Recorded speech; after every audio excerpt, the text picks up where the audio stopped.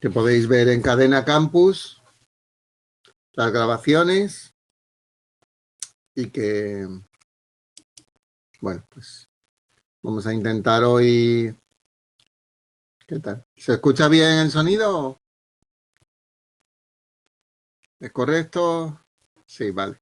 Perfecto. Bueno, pues entonces vamos a intentar comentar un poquito los aspectos más importantes del tema 3, ¿vale? Del capítulo 3, métodos de investigación. Veréis que muchas de las cosas se repiten lo que vimos en el tema 2, y entonces cuando veáis que hay cosas parecidas, pues ya también se facilita la comprensión, pero a la vez también pues tenéis que repasar un poquito lo anterior para no confundirlo, ¿vale? Pero veréis que muchas de las teorías se vuelven a repetir. Volveremos hoy a hablar de Darwin, de James, de William James, etc. Bueno, pues empezamos en la página con el tema, el capítulo 3, que empieza en la página 123 del libro, ¿vale?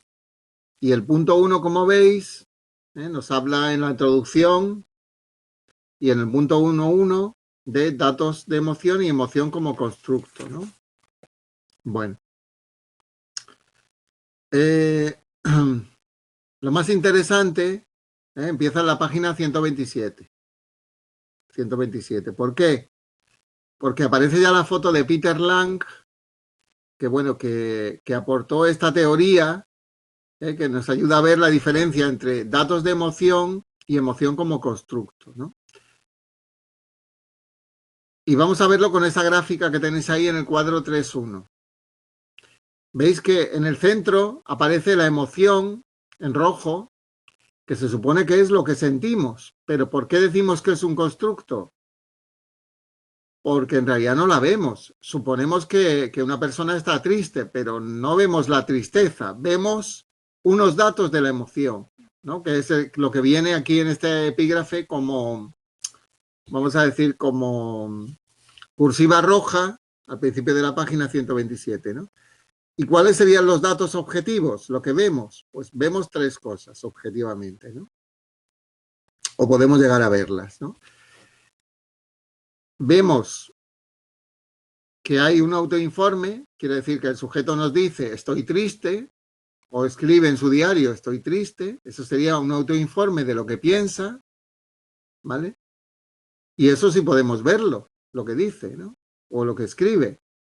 Luego hay unas respuestas fisiológicas, que es que el corazón late más despacio, más deprisa, y luego hay una conducta, que es que el sujeto está pues apagado, que está sin moverse, o que está muy excitado, saltando mucho.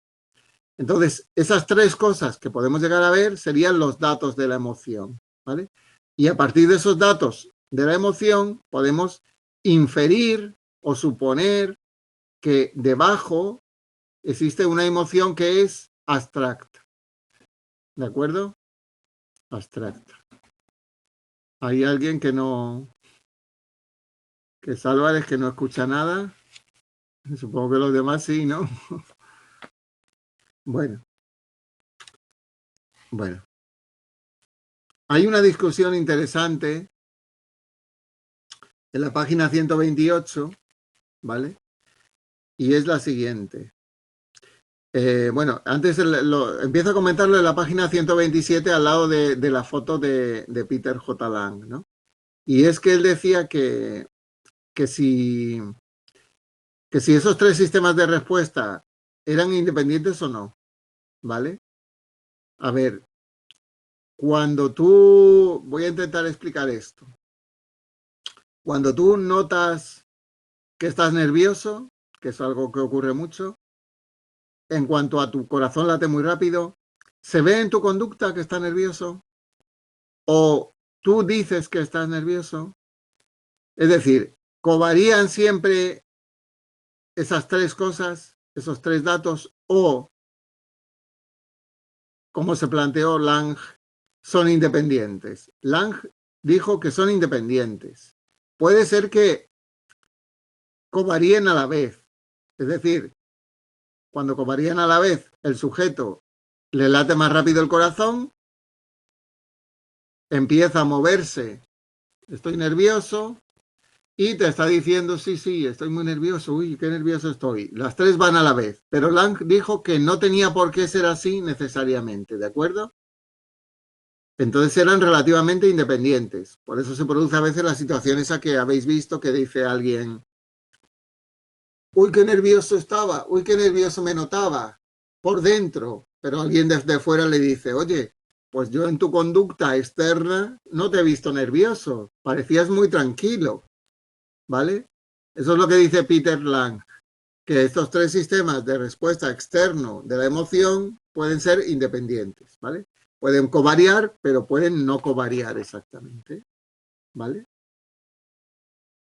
Bueno, entonces, eso sería lo más importante, ¿no?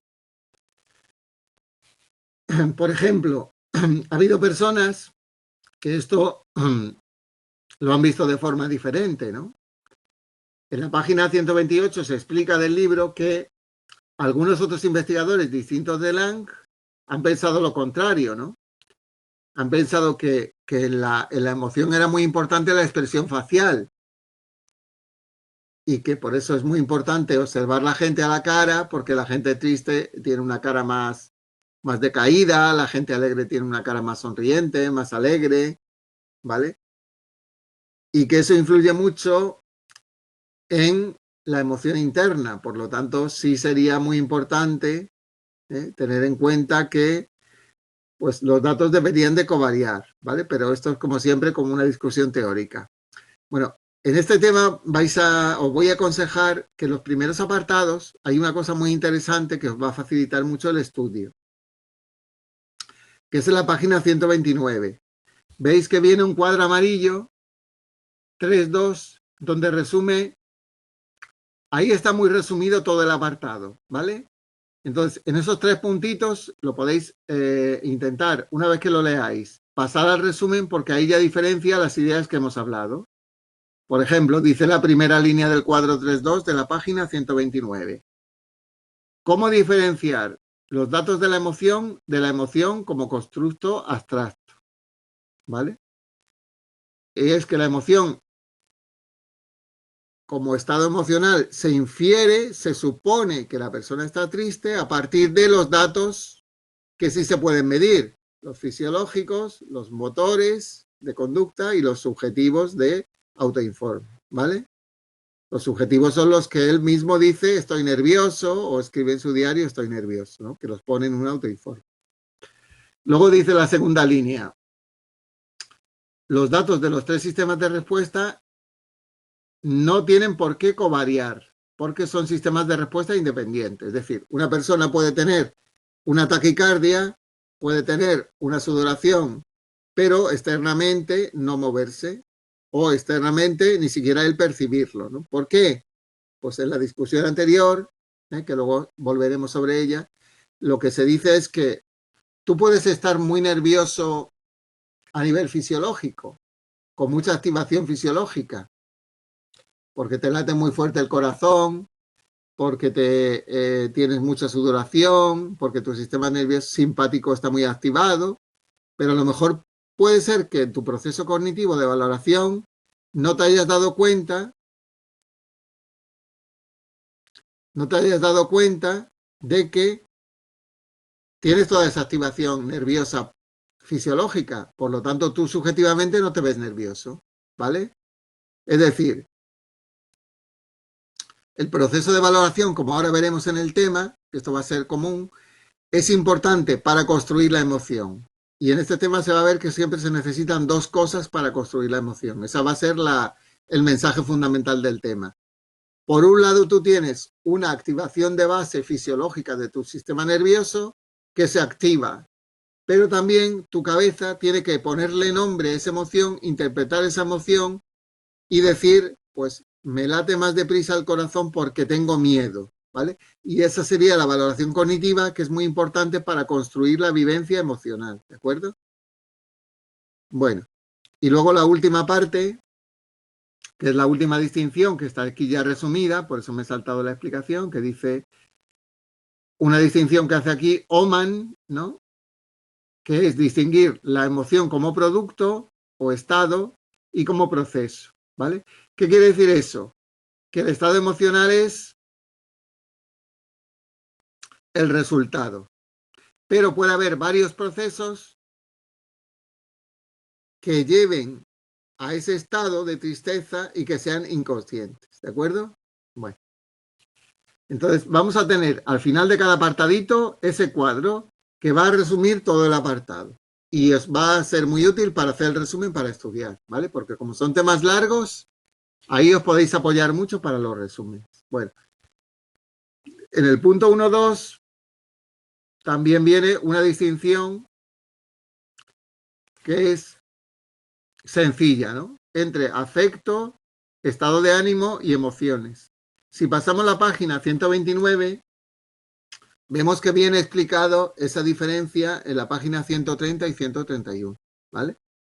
Y siempre otra cosa que os va a ayudar mucho es buscar la primera cursiva roja de cada página, subrayar esa cursiva como concepto a explicar y buscar la definición. Por ejemplo, aquí el primer concepto que aparece es afecto. ¿Por qué lo destacan con cursiva roja? Porque se supone que es un concepto que pueden preguntar que es importante. ¿Qué llaman? Esto es un término muy anglosajón, ¿no? Affect. ¿Qué llaman? ¿Qué se diferencia el afecto?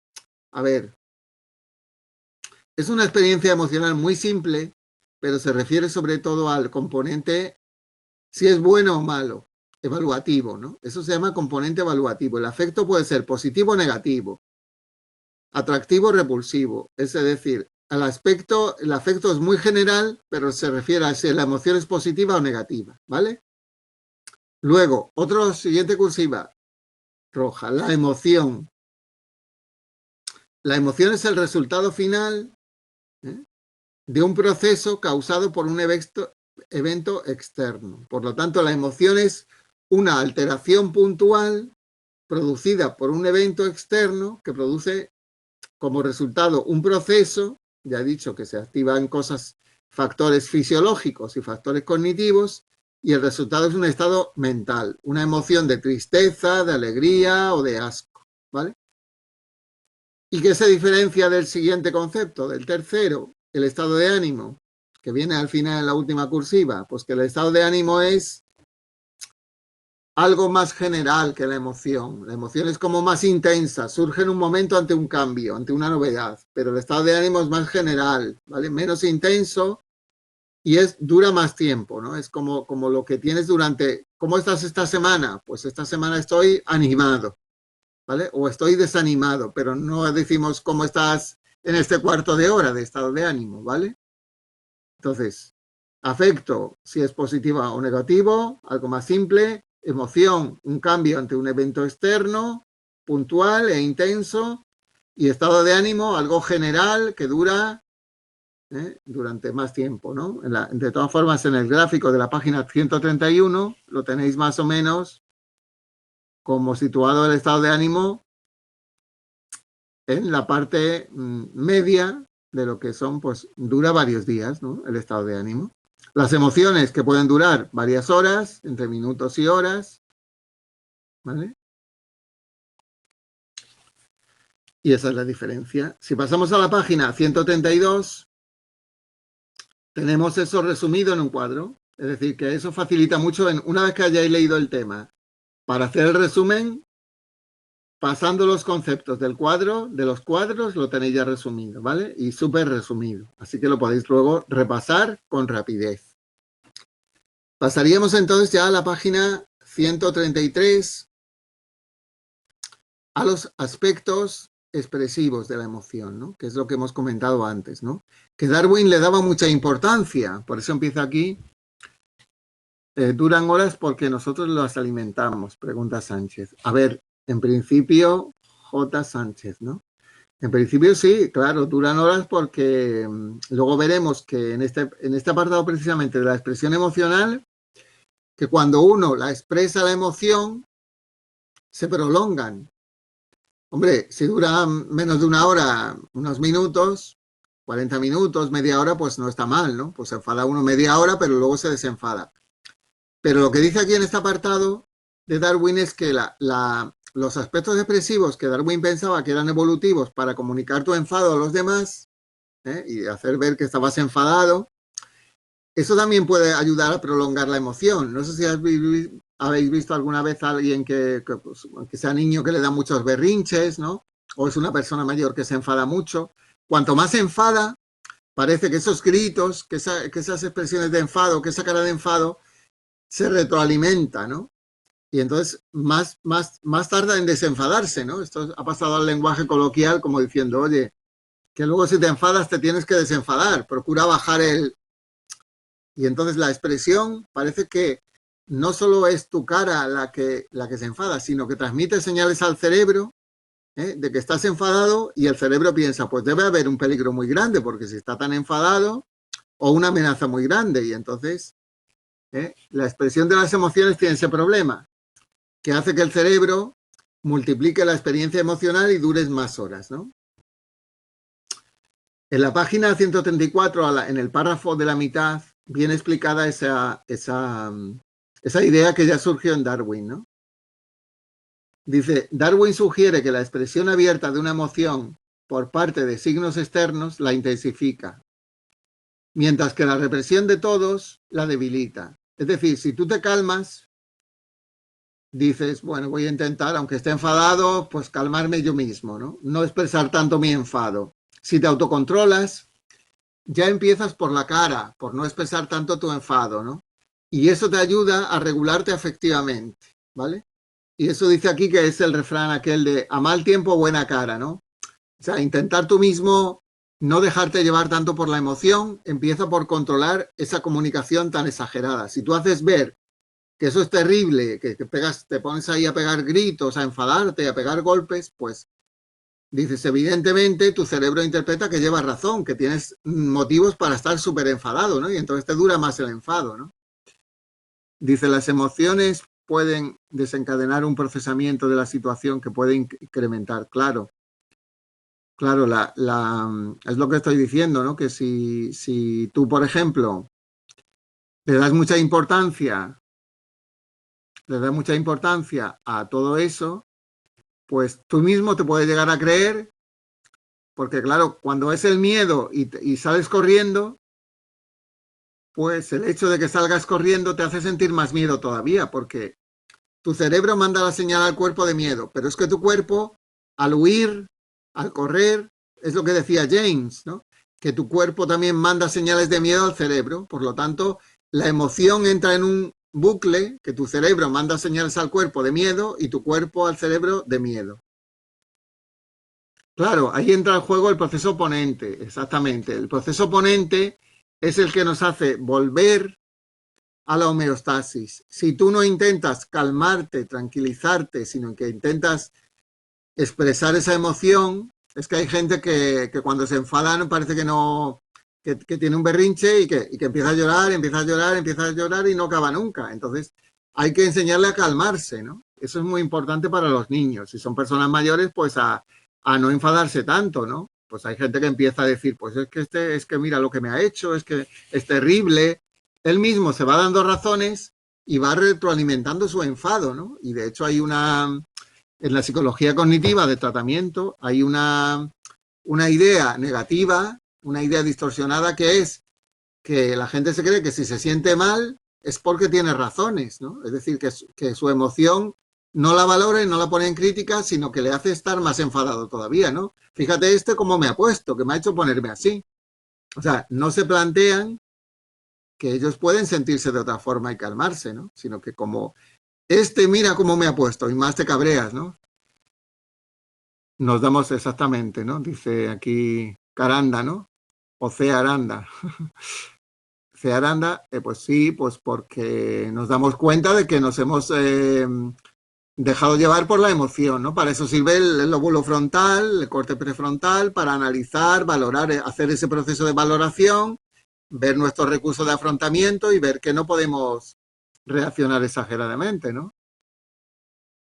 Ahora dice Gutiérrez, si aceptas la emoción no se pasa antes, A ver, el proceso oponente, claro, es tú calmarte, ¿no? Es tú volver a tu equilibrio vital, ¿no? Es decir, la emoción es algo que algo que me aparece en la vida, que me perturba, y entonces tengo que poner en marcha los mecanismos de tranquilidad, de calma, para opuestos, ¿no? Si es una emoción, por ejemplo, de tristeza, pues recordar algo alegre. Si es una emoción de ira, pues pensar que no es para tanto lo que me han hecho. Si es una emoción de miedo, pues pensar que no es tanta la amenaza. Y esos son los procesos oponentes, ¿no? Buscar que el cuerpo se relaje de nuevo. Ahora dice Sáez, sería escuchar lo que nos decimos de manera inconsciente y que desata la emoción. Lo que, claro, podemos controlar y como consecuencia, bueno, sería una forma, ¿no? Hay gente que le gusta por ejemplo, analizar por qué piensa eso y que puede intentar no pensarlo, ¿no? Y como consecuencia controlar. Eso sería una forma, ¿no? Bueno, en la página, aquí va el tema ahí sobre todas estas ideas, ahora lo veréis, ¿no? Si analizas, lo piensas más. Sí, es que cada uno veréis que luego tiene sus estrategias y sus recursos. Ya depende mucho de cada persona o de cada tratamiento, ¿no? Habrá gente que le vaya mejor, pues digamos, ignorar esas emociones. Otra gente le interesa analizarlas para ver que no son, ponerlas en crítica, que es lo que hace la psicología cognitiva, critica mucho las primeras emociones, ¿vale? Dice, podemos gestionarlas, exactamente. O sea, la emoción surge como muy automáticamente y entonces podemos gestionarlas y también podemos entrenarnos a través de la psicología cognitiva, de las técnicas, para aprender a regular y a gestionar las emociones, que son, por ejemplo, y hay muchas estrategias, luego lo veréis, ¿no? Cuando estudiéis, por ejemplo, la autorregulación que decía aquí Darwin, una estrategia de autorregulación es, pero no es la única. La de Darwin es no le des tanta cancha a tus emociones expresándolas, porque si las expresas libremente, te vas a sentir peor, ¿vale? Otra gente dice, otra forma, que sería la de la psicología cognitiva. Analízalas y critica tus emociones, porque a veces puede que te sientas muy triste o muy enfadado por una cosa que no tiene tanta importancia, ¿vale? Entonces, ya, luego veréis en inteligencia emocional o en tratamiento que hay muy diversas técnicas de autocontrol emocional, ¿no? Bueno, luego en la página 135 empieza sobre los estudios transculturales. Bueno, esto es interesante, es fácil de leer. En la página 136 empieza este señor que se llama Ekman, Paul Ekman, que es muy famoso. Intentó estudiar si todas las culturas percibían igual las emociones. Y entonces fue estudiando con una serie de fotografías que representaban emociones, si las identificaban igual diferentes culturas, ¿no? Bien aquí en Brasil, en Chile, en Japón, y encontró que eran relativamente universales, ¿vale? Aunque haya sido puesto en cuestión, pero eran relativamente universales, ¿vale? Y luego en la página 137, esto es lo que encontró Paul Ekman, que es muy famoso porque él ha creado un sistema de análisis de las emociones en la cara, ¿no? Que luego lo veréis repetido con cada emoción cuando veamos los temas dedicados a cada emoción, ¿no? Por ejemplo, ¿qué músculos cambian en la cara cuando alguien está alegre? ¿Qué músculos cambian en la cara cuando alguien está triste? Esto lo ha hecho Paul Ekman en un sistema que tenéis aquí que se llama FACS, ¿vale? Faxing viene en la página 135, pero lo veréis repetido en muchos temas, por eso aquí no lo he resaltado, ¿no? Facial Action Coding System, FACS de Ekman, ¿vale? Bueno, el punto 137 es interesante porque tiene mucho que ver con lo que estamos hablando, ¿no? Que es la modulación de la intensidad afectiva a través de cambios en la experiencia facial, en la apariencia facial, ¿vale? Empieza hablando de William James, que es el que decía precisamente que la emoción que percibe el cerebro tiene mucho que ver con la información que recibe el cerebro de el cuerpo, de la cara, de la postura. ¿Eh? Y James era muy de esto, ¿no? De decir que si el cerebro percibe que nuestro cuerpo está excitado, está activado, está emocionado, nuestra cara el cerebro va a interpretar que hay una experiencia de peligro, una experiencia de tristeza, y entonces aquí vienen algunos experimentos y experiencias de esta hipótesis que se llama del feedback facial, ¿no?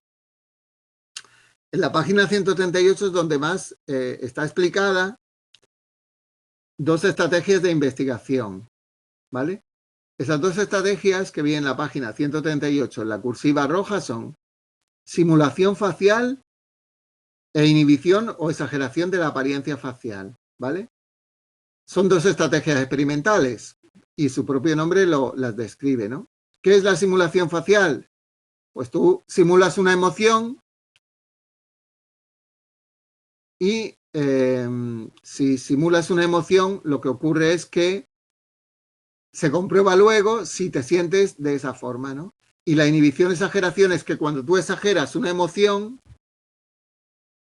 cuando tú la exageras, pues te vas a sentir más emocionado en ese sentido o menos, ¿no? Bueno, antes hay una pregunta de Hernández, de M. Hernández, del concepto de la página 137 de la universalidad mínima.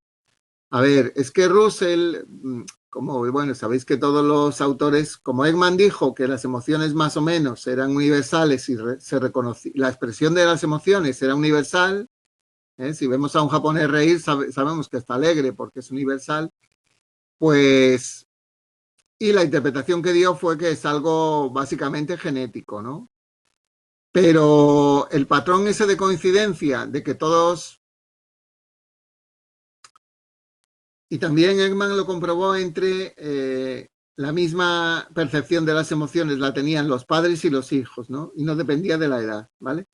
Entonces, uno de los que discutió a Ekman fue James Russell, porque dijo que la universalidad a lo mejor no era tanto, no era tan genética, sino que aparecían en muchas culturas repetidas porque, bueno, pues se deben en gran parte al aprendizaje, a la experiencia, ¿vale? Y que es la cultura la que transmite esa experiencia común de que cuando nos reímos estamos contentos. Pero Russell decía que no era tan universal, como decía Ekman, no era por razones tan genéticas.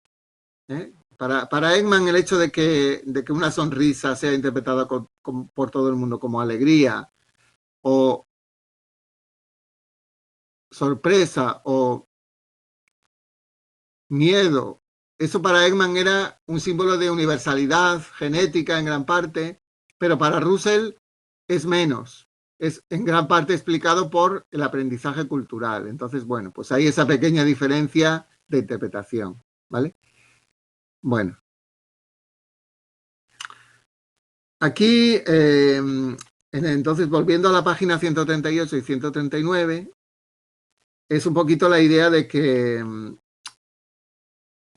bueno, pues hay muchos experimentos, luego unos a favor y otros en contra, pero básicamente, bueno, hay un experimento que es el más famoso en Alemania, de esto del feedback facial, que le pidieron a la gente que durante media hora todos los días, bueno, en realidad no era tanto, eran 10 minutos, sostuvieran un lápiz de forma que lo sujetaran con la boca, así más o menos, y entonces durante esos 10 minutos su expresión facial parecía que tenía una sonrisa, ¿no? Entonces, claro, era forzar una sonrisa, era de simulación facial el ejercicio, ¿vale? Pues entonces, al final de ese mes, ese grupo de sujetos intentaron comprobar su estado de ánimo, si era más alegre, y casualmente ocurrió que se encontró que el estado de ánimo era más alegre de esas personas, el estado de ánimo durante ese mes. Es decir, que de alguna forma ese experimento sí demostró que era cierta la hipótesis del feedback facial, ¿vale? Que es una hipótesis típica de este autor, de Ekman, ¿vale? Y luego hay algunos experimentos donde se dice que, por ejemplo, la saliva que segregamos cuando pues, comemos un chocolate, cuando estamos hablando, cuando tenemos la boca húmeda, manda al cerebro una información de que estamos contentos, que estamos relajados, que estamos en una situación de comer, de comida, de diálogo social. y esa saliva manda señales al cerebro y parece que mejora también el estado de ánimo. Es decir, que son datos a favor de que el cerebro, el cuerpo, la expresión facial, mandan señales al cerebro y no solo el cerebro al cuerpo, ¿no? De esa bidireccionalidad típica de las emociones. Bueno, en la página 140, 141 vienen varios experimentos que solo podéis leer y al final dice que, bueno, pues que hay que seguir investigando esto, ¿no? Hay algunos que están a favor, otros en contra, pues eso lo leéis, pero bueno, no aparece como destacado. Una teoría, vamos a pasar entonces a la página 142.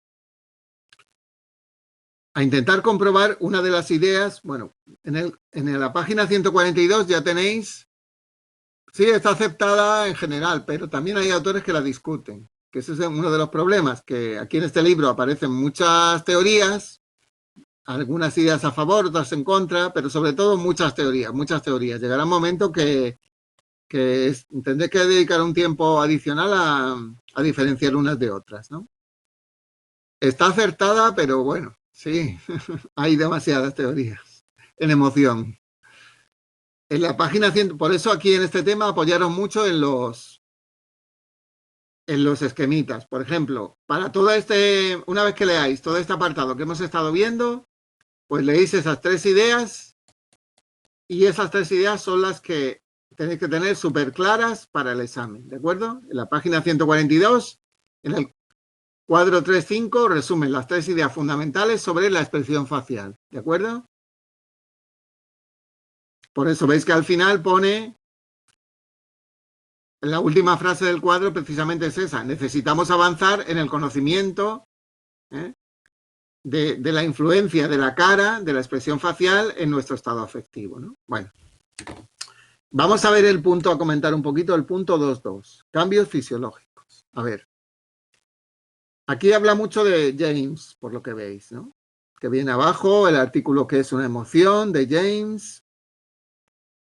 Una de las cosas que se planteó James es qué partes del cerebro producían los cambios motores. Como James decía que nuestras emociones eran resultado de cambios motores en el cuerpo y qué centros corticales producían esos cambios motores, ¿vale? Esos cambios corporales que luego serían percibidos por nuestra mente y que percibiríamos como estoy triste, estoy alegre, porque percibimos esos cambios, ¿vale? Entonces, para él,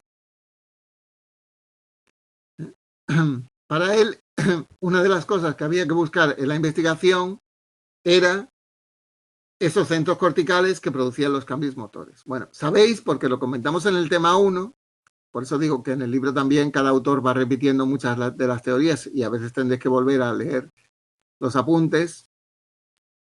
Había un autor que viene en la página 143 que cuestionó esta teoría de James porque era demasiado simple. Ese autor se llamaba Walter Cannon, pero en vez de estudiarlo por aquí, si ya lo tenéis resumido en el tema 1, lo volvéis a estudiar el tema 1. Pero a partir de esta idea de James, se empezó a estudiar mucho cuáles eran los centros cerebrales y cuáles eran los cambios corporales de la emoción, ¿no?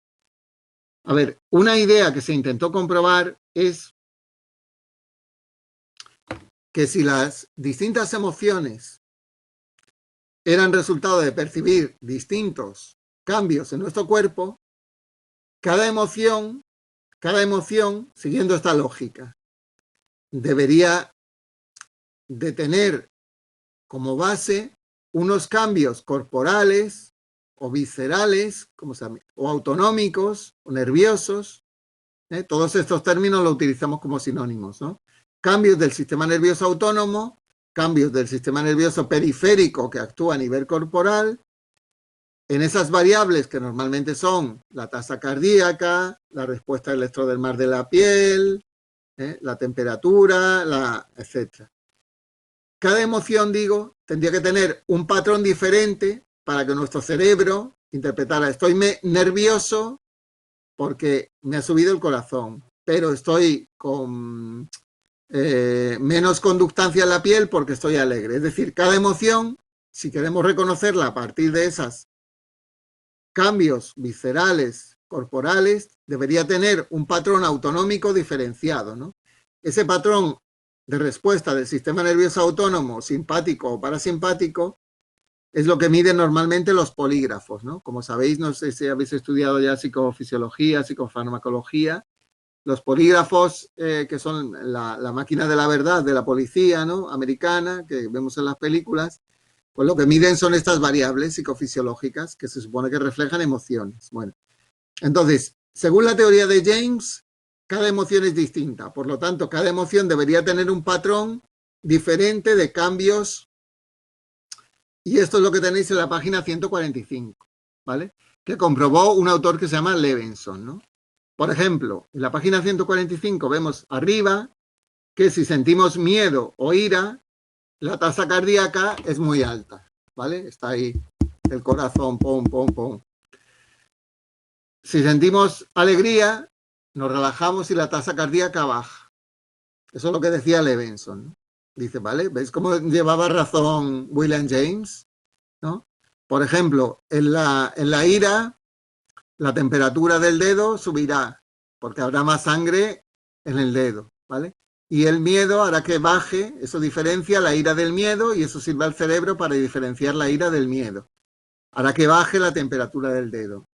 ¿Y cómo diferencia el asco de la alegría el cerebro? Porque en la alegría hay menos electricidad, menos conductancia eléctrica de la piel, menos sudor, y en el asco empiezas a sudar y el cerebro lo interpreta. Entonces esto es lo que pensaba Levenson, que servía para confirmar la teoría de que cada emoción tiene un patrón fisiológico diferenciado en el cuerpo.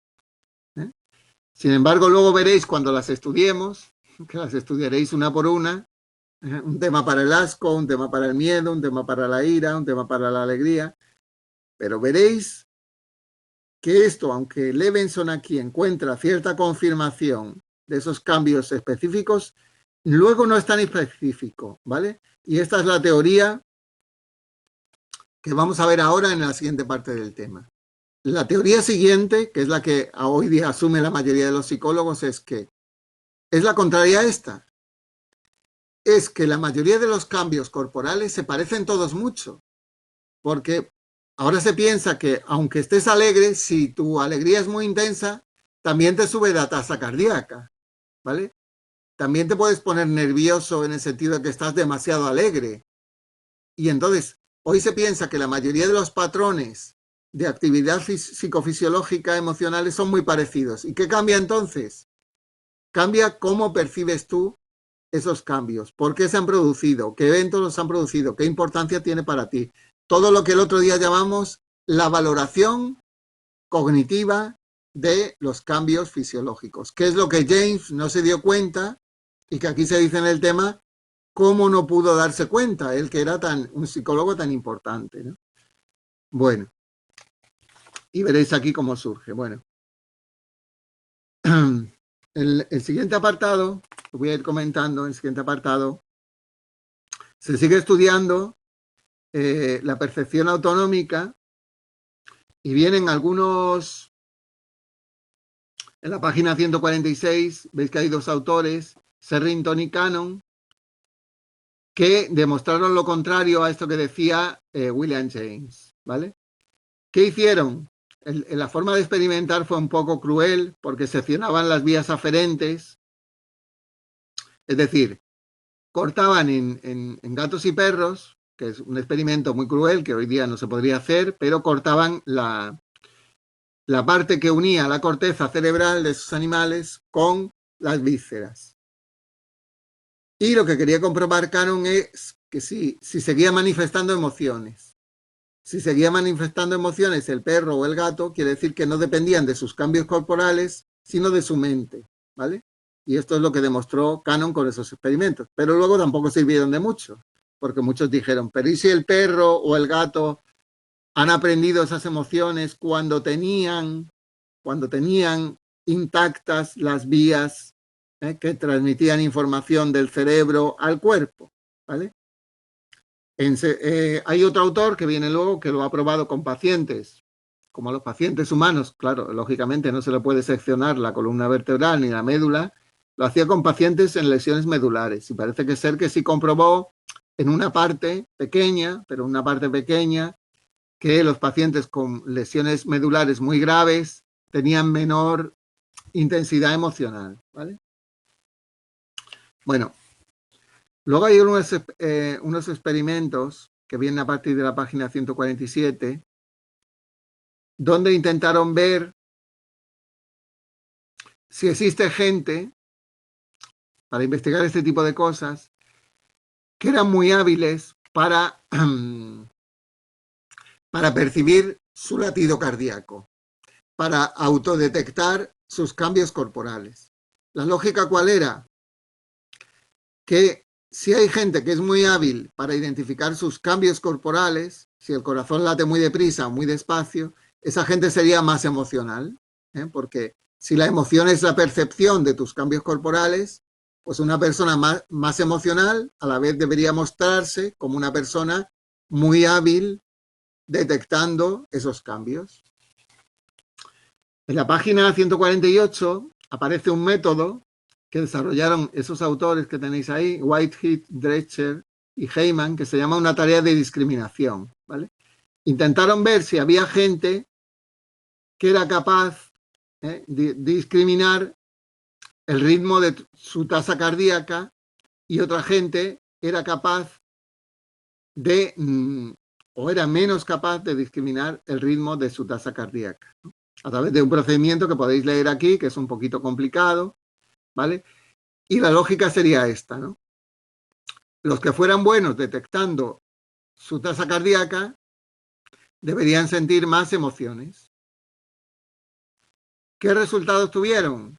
Cuando haya un experimento así muy largo, tenéis que intentar comprender el sentido del experimento y luego iros, más que al procedimiento tan largo, a los resultados, ¿vale? Por ejemplo, aquí, al final de toda la explicación, en la página 149, dice que los resultados, efectivamente, confirmaban que los buenos detectores de su cuerpo, de su tasa cardíaca, se sentían más molestos ante situaciones emocionales o más alterados ante situaciones emocionales. Bueno, y como siempre, al final de la página 149 tenemos el cuadrito donde se resume todo esto que podéis leer y comprender, lo tenéis resumido para estudiarlo y repasar, ¿no? Entonces este tema, para esto de hacer el resumen, está perfecto, ¿vale? Tenéis ahí las ideas de William James, de Robert Levenson y y los ejercicios de autodetección.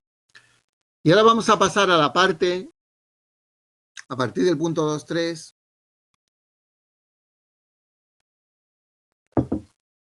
hombre, es poco porque es un resumen. Luego la otra parte la tenéis que leer para comprender, ¿no? Pero la verdad es que sí resume muy bien las ideas principales. Bueno, aquí entramos a partir de la página 150 y del punto 2.3 en todas las teorías de interpretación cognitiva. Es decir, al principio lo que se dice es cómo William James interpretaba la emoción de forma tan simple. Para que haya una emoción, los autores cognitivos que vienen aquí, como aquí cita algunos, como Saxter, que inicia una teoría bifactorial, dicen que la emoción no es una cosa solo activación, activación. Si tú no comprendes por qué estás activado, no te emocionas, ¿vale? Entonces, Saxter decía, hay dos factores, teoría bifactorial. Hay un factor fisiológico, pero también hay un factor cognitivo que dice yo estoy nervioso porque porque tengo miedo, porque estoy enfadado, porque estoy triste o porque tengo ansiedad, ¿vale? Hay una interpretación cognitiva. Y una teoría similar a esta teoría de Saxter es la de Arnold y Lazarus, que dicen que sí, es verdad que hay dos factores, pero todo ese proceso de valoración, que en inglés sería la cursiva roja de la página 151, todo ese proceso de appraisal, de valoración, es muy complejo y ocurre todo a nivel de la mente, del cerebro. Todo ese proceso de interpretar cómo nos sentimos, por qué nos sentimos, de dónde viene la emoción, es lo que va a hacer que la experiencia emocional se construya por partes, ¿no? Entonces, resumiendo, el arousal, la activación fisiológica, es la base de la emoción, pero a partir de ahí la mente tiene que interpretar por qué se produce, ¿no? Bueno, si pasamos a la página 152, hay un experimento de Sachter y Singer, que los tenéis ahí, que es muy famoso, porque es el experimento donde se demuestra esta teoría de ellos de que es muy importante el proceso cognitivo, la experiencia mental de la emoción. Básicamente os comento un poco para que luego lo leáis porque es muy largo la descripción del experimento, ¿vale? Lo que ellos hacían era básicamente que creaban una situación artificial en una consulta, que iban diferentes personas, os lo explico así muy resumido, ¿no? Y le introducían una activación fisiológica artificial. A través de una inyección le daban un neurotransmisor, que también funciona como hormona, que se llama epinefrina. Cuando la epinefrina actúa, se activa el sistema nervioso simpático, que como sabéis produce aceleración cardíaca, respiratoria, etc. ¿De acuerdo? Mientras a otros de los que iban a esa consulta, a ese laboratorio, claro, eran participantes, estudiantes en ese experimento, le administraban un placebo, ¿vale? ¿Y qué intentaban ver? Intentaban ver si solo con la administración de una epinefrina, de un neurotransmisor excitatorio, ya se podían sentir emocionados o no. Y luego hizo una manipulación más, ¿no? Una manipulación más en el experimento. Y es que a unos participantes no les dijo nada, no les dijo nada de cómo se iban a sentir, pero a otros intentó crear, como se dice, una etiqueta emocional cognitiva. Es decir, intentó darles una explicación de por qué sentían ira o enfado. ¿Cuál era esa etiqueta emocional? A ver, a un grupo, en la página 154 tenéis como dos grupos, ¿vale? A un grupo de los que habían allí, que le habían dado la inyección de epinefrina, creaban una situación en la consulta como de, vamos a decir, de enfado. Había un participante que era un actor que empezaba pues a crear una serie de comentarios de enfado, ¿vale? Creaba una discusión, incluía, le daban al sujeto un cuestionario donde las preguntas eran insultantes, ¿vale? Creaba como una condición, entonces se unía el motivo para estar enfadado con la activación, ¿vale? Mientras que a otros se unía la activación con una situación graciosa. El actor en este caso no daba un cuestionario con insultos, sino que le daba, pues hacía bromas, creaba un ambiente guay, contaba chistes. Por lo tanto, los sujetos tenían una activación corporal, que decía James, pero también un motivo de risa. Podían interpretar que esa activación era por la risa de la situación, ¿no? Y luego finalmente a otros, pues no se les decía nada, que eran participantes que no estaban informados de nada, ¿no? Entonces el resultado, ¿cómo lo interpretaron Sachter y Singer? Y fue a favor de que era necesario para que los sujetos se sintieran alegres las dos cosas. Por eso es la teoría bifactorial de Sachter. La activación de base fisiológica y un motivo. Porque los sujetos que no tenían motivo no se sentían emocionados, pero los que tenían la activación de la inyección más la situación de risa se sentían alegres. Y los que tenían la inyección de epinefrina, es decir, la activación emocional fisiológica y el motivo para estar enfadados porque les habían insultado en ese cuestionario, pues se sentían con ira, ¿vale? Entonces Sachter dijo, hay dos factores importantes para construir la emoción. Tenemos que tener una activación fisiológica y un motivo mental, ¿vale? Es decir, tenemos que ponerle una etiqueta a la emoción. Tenemos que decir, estoy así, tan nervioso porque estoy alegre o porque estoy enfadado, ¿vale? Esta es la teoría de Saxter. El experimento es muy largo. Y luego hay una, en la página 156, una de Tillman, que es muy parecida, entonces es fácil de comprender, ¿no? ¿Qué ocurre a veces en la vida real?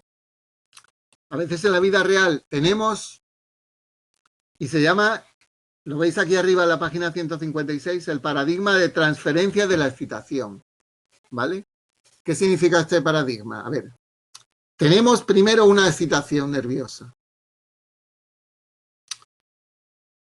producida por lo que sea, por las prisas, por un evento, por lo que sea.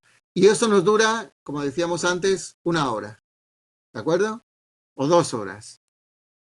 Y luego, dentro de esas 2 horas, aparece un motivo, por eso se llama transferencia, aparece un motivo que nos hace enfadar o un motivo que nos hace estar alegre. Y si ya tenemos la activación de base, ese enfado se multiplica, ¿vale? Es decir, Tillman decía, transferencia de la excitación. La excitación que tú tienes es como una energía que hace que te enfades más o que te pongas más alegre según el motivo que aparezca en tu vida. Aquí en la página 157 viene el ejemplo del fútbol, ¿no? Que muchas veces cuando vemos a los deportistas, en realidad tienen una activación enorme porque están corriendo. Están a 120 pulsaciones y entonces la activación simpática es enorme. Y entonces luego dicen, ¿por qué se insultan? ¿Por qué se pegan? ¿No? Viene el caso de Juanito, que era un jugador del Málaga y luego del Real Madrid, que incluso en un partido, pues con una alta emocionalidad, a un jugador que se había caído, pues le pisó en la cabeza, ¿no? Entonces, ¿qué explicación psicológica tiene esto? La alta excitación, las 120 pulsaciones del partido, se une a que él en ese momento pensó que el otro, por ejemplo, estaba disimulando, ¿no? O le había hecho una zancadilla o cualquier cosa. Y entonces, cuando estás en esa situación fisiológica, no dominas, no controlas tu enfado. Y por eso se dice que, aunque luego pidió perdón cuando ya se le pasó la activación fisiológica, a veces si estamos muy activados no controlamos nuestras emociones, ¿no? Como habéis dicho antes, ¿no? Esto también en la vida cotidiana se decía mucho de la gente que iba enfadado a otro sitio y decían, este que viene ya alterado, ¿no? Y ahora le decimos nosotros esto y nos monta esto, ¿no? Es decir, gente que viene ya alterado de otra situación, ¿eh? O lo que ocurre, por ejemplo, cuando vas en un coche, ¿no? Que, por ejemplo, vas muy alterado fisiológicamente porque tienes prisa, porque estás en un sitio cerrado, por lo que sea, y en cuanto a alguien, esa activación fisiológica de base es muy alta hormonalmente, simpáticamente, y en cuanto a alguien te dice lo que sea, antes alguien te dice, pasa y te dice, pero párate, pues ya le dices de todo, ¿no? O sea, saltas todo. Encuentras un motivo para soltar toda esa, ¿eh? Entonces es la teoría de 2 factores, ¿vale? Bueno. No sé si queda ya poco tiempo, ¿no? Tendríamos que ver la parte que nos queda el próximo día, ¿no? Porque la parte que nos queda, claro, tiene mucho que ver con todo lo que es el proceso de valoración cognitivo. Entonces, una parte complicada, que es interesante ver despacio, ¿vale? Terminamos ya con el punto del paradigma del feedback fisiológico falso, ¿no? Que es una especie de experimento que hicieron. Aquí paradigma significa una tarea experimental en la cual, bueno, pues intentaron ver si había gente que sin una activación fisiológica real se podía desencadenar una emoción sugestionándolo de que sí realmente había una activación, pero que era falsa, ¿no? Es decir, como engañándolo para que pensara que realmente su sistema nervioso simpático estaba activado, ¿vale? Y lo que se manipulaba se le engañaba respecto a sus cambios corporales reales, ¿no? Por ejemplo, en ese experimento del feedback fisiológico falso se amplificó mucho el latido del corazón para que pensaran que estaba latiéndole a 1000 por hora y ver si así pensaban que estaban muy nerviosos, que estaban muy enfadados, que estaban con mucho miedo, ¿vale?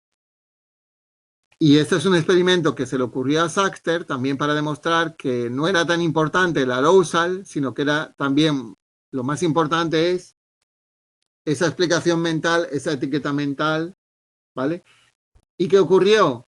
Que lo más importante es que nos vayamos a la página 160 a los resultados, ¿no? Que vienen al principio. Es decir, cuando los sujetos creían que realmente el altavoz reflejaba sus latidos cardíacos muy altos, ¿vale? Ellos valoraban unas fotografías emocionales a un nivel más alto, ¿de acuerdo? Mientras que, es decir, ellos interpretaban que si los sonidos de su corazón era lo que estaban oyendo y latían muy fuertes, luego valoraban las fotografías como muy atractivas o como muy desagradables. Por lo tanto, Saxter demostró en este experimento que incluso más que la valoración, lo que cuenta es cómo percibes tú que está actuando tu cuerpo, ¿no? Es como la crisis de pánico, ¿no? Que te dice la gente, es que me estoy muriendo porque me está latiendo el corazón, ¿vale? Eso es el paradigma del feedback fisiológico falso, ¿no? Que lo que cuenta no es tanto lo que está ocurriendo en nuestro cuerpo, según este paradigma, como, por supuesto, es importante lo que está ocurriendo, pero también lo que percibimos que está ocurriendo, ¿vale? Es decir, que aunque ambas cosas, como se discute aquí, están muy relacionadas. Bueno, entonces, ¿qué nos tocaría ver el próximo día? Todo lo que es lo que ocurre en nuestra mente. Hasta aquí hemos visto que al principio se dio mucha importancia con James a los cambios fisiológicos y luego con Saxter se empezó a dar más importancia a la necesidad de crear una etiqueta mental de la emoción, ¿vale? Y a partir de la página 161, lo vamos a dejar ahí, vamos a ver todas las nuevas teorías de valoración, de appraisal, que explican cómo nuestra mente valora la emoción, ¿vale? Bueno, en principio las PEC, lo que pregunta, claro, las PEC en realidad podemos mirar a ver y fijar alguna fecha. En principio, ya sabéis que no es necesario entregarlas, sino simplemente leerlas, porque, bueno, puede haber alguna pregunta, pero bueno. Sí, el próxima semana entonces hacemos la segunda parte a partir de la página 161, ¿vale? Bueno, pues entonces nos vemos la semana que viene en principio.